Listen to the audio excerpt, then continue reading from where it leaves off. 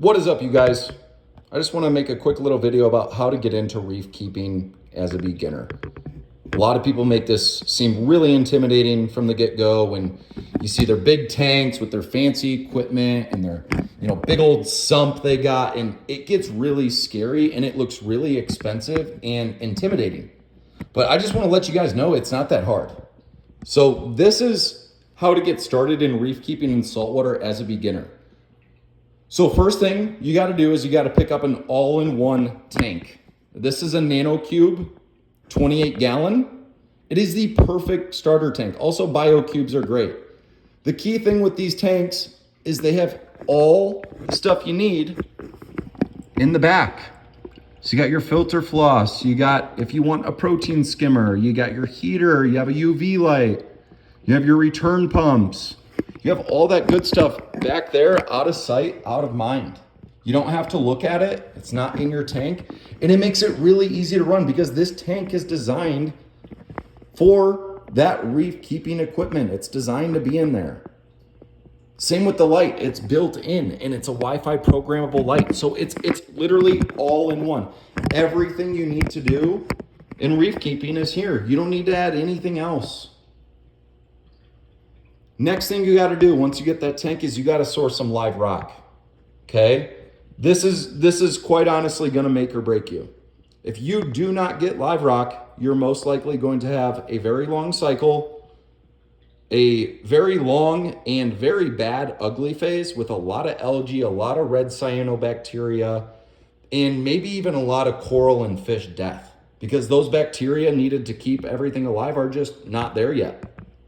So do yourself a huge favor. You probably hear it all the time. I know I'm beating a dead horse, but you got to get live rock.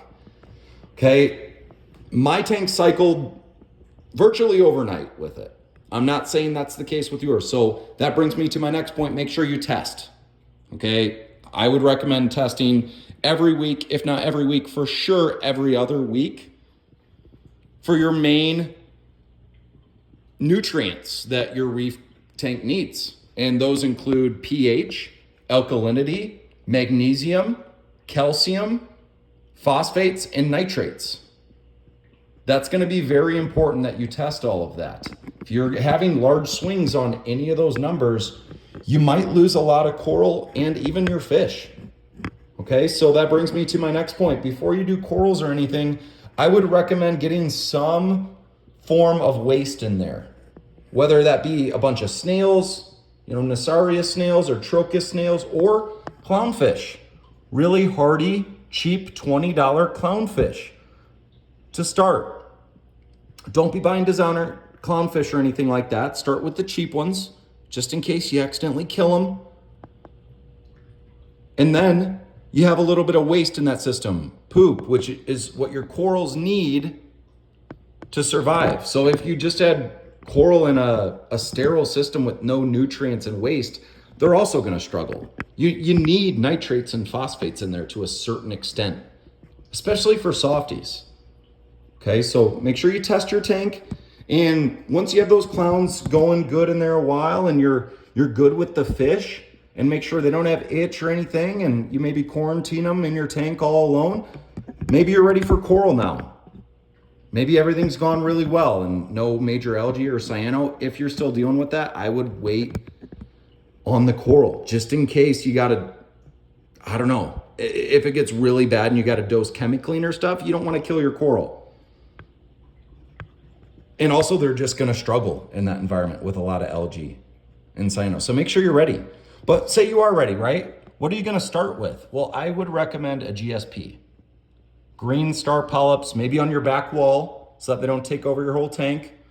Maybe a Hollywood stunner chalice, right? Maybe some zoas would be some good beginner corals. Don't go spending for sure over $30 to $40, $50 on your first coral.